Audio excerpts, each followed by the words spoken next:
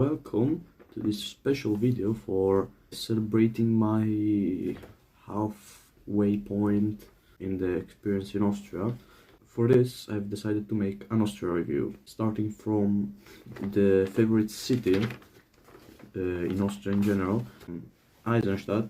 It's not a very nice city. It's small and there's nothing really important there, and it's also not really good looking.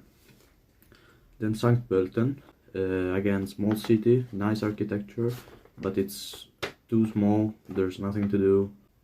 Bregenz takes the 6th place because as St. Pölten is very small and the architecture is not very good in this case actually, but it is on a lake and the lake is very nice especially if you're lucky to visit as I did with the sun. I really like Bregenz because of the lake. 5th place, Linz. The downside about Linz is that it has a nice city center, but it is very small. There's not much to see apart from the main street and the Danube, basically. There's also a church on a mountain, a park. Number 4, Innsbruck. Innsbruck is again a very small city. The city center is very nice. The river is a beautiful blue color, is also very cool. And it is surrounded by the mountains and there's snow on top of the mountains basically all year round. Salzburg is again another very nice city. The city center is pretty cool and there's a very big square. The castle, it's on top of a hill, it's also very nice. The city center is too far from the central station and it's also always rainy, so bring an umbrella. 2nd place, Graz. So the only reason why Graz is in 2nd place is because you cannot really compete with the 1st place. There's a nice museum, there's also a river there, there's a hill where you can see. The city center is pretty very cute and whatever. And again Vienna, 1st place, because of course it's Vienna, you cannot really compare it to anything else. It is a very nice city. So that wraps it up with the cities. Time to move to the next thing, which is Bundesländer, the regions. Starting from the lowest one, it's Vienna, of course, because Vienna is a nice city, but it's not a nice region. All the other positions after that are there because they are flat. I don't really like flat landscapes, so that's why I've put them so low. And 7th place Burgenland, 6th place Niederösterreich, and 5th place Oberösterreich. 4th place Steiermark, because they have very cool mountains and like the scenery in general is very interesting. I particularly enjoy going there, and to where I enjoyed going more, it's Salzburg, the region of Salzburg, because unlike the others, there is a flat region, but it's very cool. There's like this green fields with mountains in the background, it's very interesting, and of course there's very cool mountains. The 2nd place is Tyrol.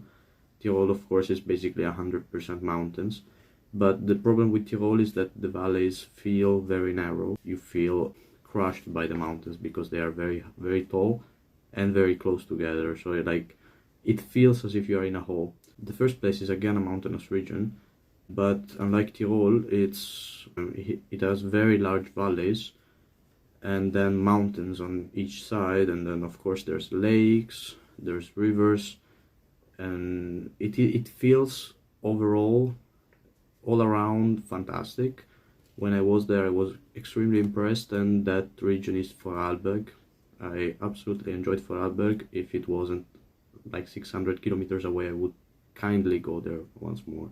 I will go through these categories as fast as possible. Austrian people, never open, but always very polite and professional.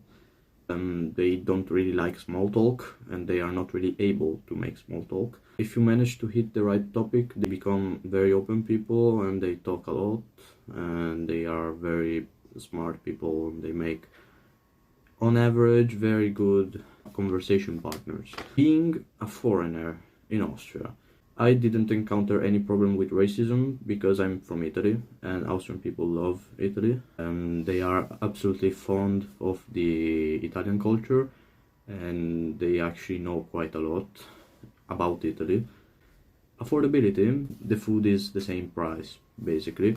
and if it's not, it's usually about 20 cents more expensive.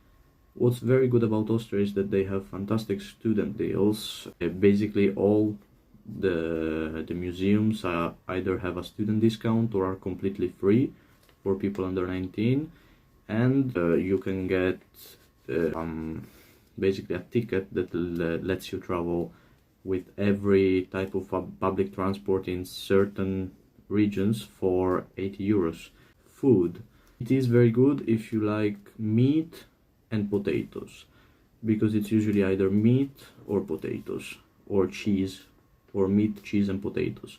Now, maybe the most interesting segment of them all, it is comparisons between Turin and Vienna, starting with safety. Now this might surprise somebody, but Turin feels much safer than Vienna, walking around. Cleanliness, both cities are very dirty, to be honest. Even though when you go to the suburbs in Vienna, it feels much dirtier than the suburbs in Turin. Architecture.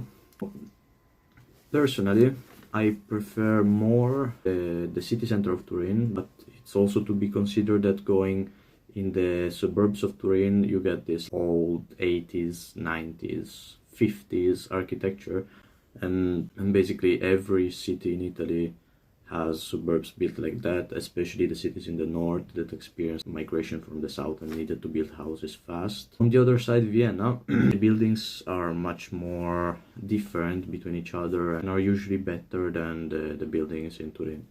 Public transport, both of the cities offer very good public transport, but Vienna has 5 subway lines, whereas Turin only has 1.